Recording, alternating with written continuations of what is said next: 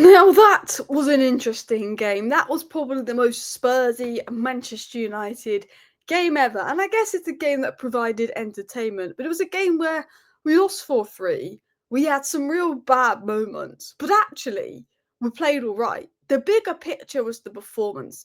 The bigger picture is the identity, the system being implemented. And I don't think Ruben Amorim put a foot wrong. He wanted to rest. He wanted to rotate. Fair enough. The subs came on. They made an impact.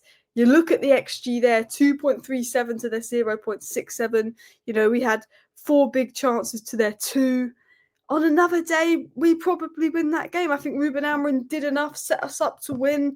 I thought Ugarte played well. Ahmad was fantastic when he came on, but he doesn't have the quality. Tottenham have Solanke and Kulusevski, 2 very good players. Son making that 3. And them having those 3 very good players in attack, whereas our only good attacker is Ahmad and Bruno plays between attack and midfield. It's like, okay, there was the difference in quality today, because we might have lost 4-3 to Spurs. We might have had a lot of mistakes and caused our own problems. But I actually thought, do you know what? The performance from Man United today was all right. Because, the XG, they XG philosophy puts it at 0.78 to 2.58. They just were very clinical and we gifted them chances. And this is my general thoughts on the game. I said, despite the loss, there is a clear style of football and identity, and to be honest, a performance worthy of a win let down by individual mistakes. Were we amazing? No. Were we mistake prone? Yes. Was defensively poor? Yes. But I think the all-round performance, the midfield, some of the play, some of the possession work, I think we did enough to win that game. I think had, obviously forced to make some mistakes that massively helped us. But for me, I'm judging Ruben Amorim not so much off the result of this game, but the performance. Have we played crap to ball and scraped a 1-0 win, I think I'd be more concerned, because today I was like, I can see what he's trying to do. I saw it versus City, saw it versus Forest.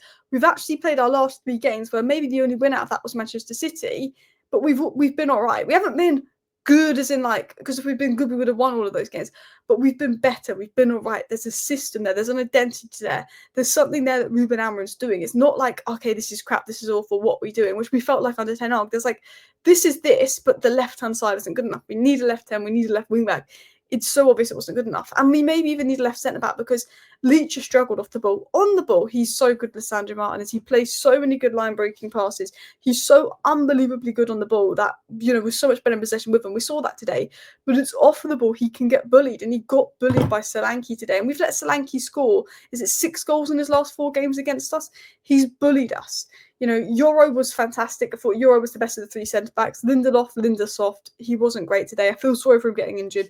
Leacher on the ball, amazing, but struggled off the ball. But you could see what the physicality of De Ligt or Maguire would have maybe brought today in that kind of game where Lisandro Martinez was struggling with the box defending. I thought Yoro was really good, made some really good tackles, worked really hard, very, very faultless on the ball, very technically gifted, very comfortable on the ball. Amad Diallo made the difference again. We can't start him every game, but when Amad Diallo's in that front 3, we just got up a level because he's like a different quality. I was quite disappointed with Garnacho when he came on. I thought he'd be more eager to prove a point. He was struggling a little bit. But Amad Diallo was absolutely excellent. And I just felt today was frustrating because I felt that Amorim did enough to win, but we gifted them every shot. We gifted them every goal. And of course, Fraser forced to get to us some chances the other way. But Bruno put in a few really good crosses that Højlund wasn't there for. Mazraoui had this opportunity and Zirkzee wasn't there for. I just felt that Højlund and Zirkzee weren't quite getting on the end of balls. The quality in the final third wasn't there. And I thought, Diallo gets the ball in so many good areas as a left wing back, but he just can't put that cross in. He's just not good enough going forward. And we were let down by the left-hand side. I thought Bruno and Ugarte's energy that they brought was crucial. I think Spurs rolled over us when they played us at Old Trafford because of the energy they had compared to us. Was having Ugarte and Bruno just brought a different energy, which didn't make it easy for Spurs. There was a period where I thought in the first half it was very equal, but we were pretty good and we were unlucky to be 1-0 down. I thought from minute 45 to minute 60, Spurs had a 15-minute period, but they were on top. 15-20-minute period, but they were on top. And I thought we'd given up. And I have to say, I thought we'd given up, but the way we responded at 3-0 down was incredible. And of course, it is Spurs, and it's very Spursy for them to do that. But I thought that we responded well. We showed some real mentality and fight to take a game that we're 3-0 down in all the way to the end. I think the Man United of Ten Hag would have probably given up there and then in that moment.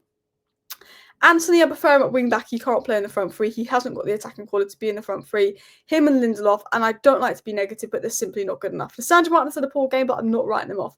Left centre-back, left winger, left 10, definitely going to lift us up a level. 100% need to sort out the left-hand side. The right-hand side, Yoro, Maino, Mazraoui, Ahmad, very happy with that. the left-hand side was poor, and I just think we didn't have the quality there. Now, I like this comment by Charlie Fredman Chaz on Twitter, so I'm going to read out what he said. He said, a game full of individual mistakes, Diallo and Martinez the main culprits for us.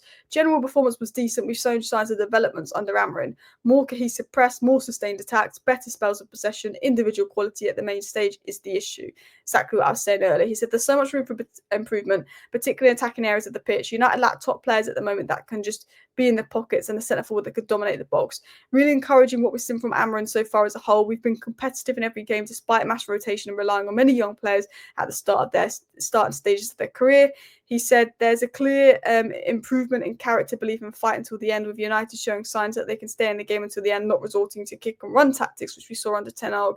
He said this is just the start, more to come. We need to physically improve, we need to technically improve, but there was encouraging signs there. It wasn't perfect, it was a decent performance, but there was encouraging signs in the press and everything. Now, one of the most encouraging things on the pitch was Amad Diallo, 1 goal and 1 assist in 35 minutes. Him in the final third, in the front three, he is just perfect for Amorim ball. He just gets it. We've got Amad right 10, get a left 10, get a left wing back, get a left centre back. Maybe we need a striker for competition. We need another midfielder to back up Ugarte and Maino for legs as well. They're the 5 siders we need to look at. Amad Diallo came on today, 8 passes completed, 5 shots, 2 chances created, 2 shots on target, 1 big chance created, 1 goal, 1 assist. Within 8 passes, he creates 2 chances, 1 big goal, 1 assist, 1 goal.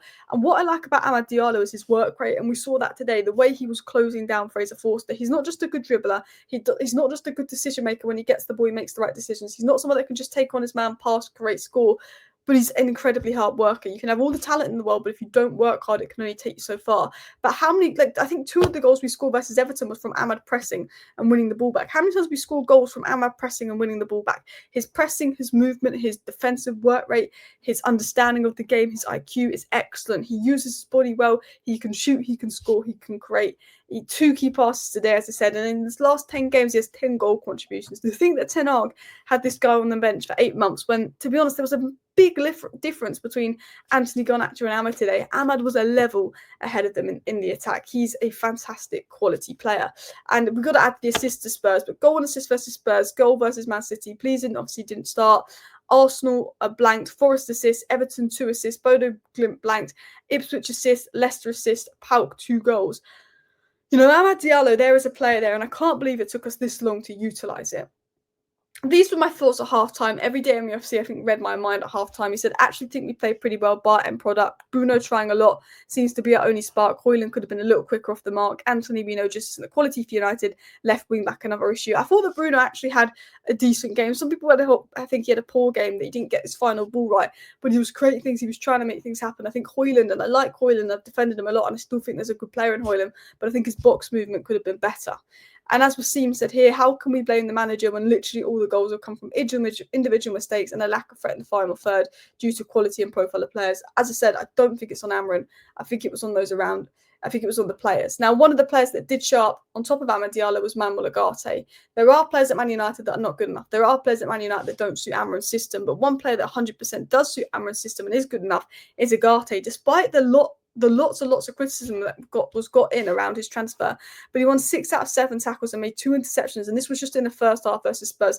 The ground he covered, the interceptions, the tackles he made, his movement was absolutely excellent.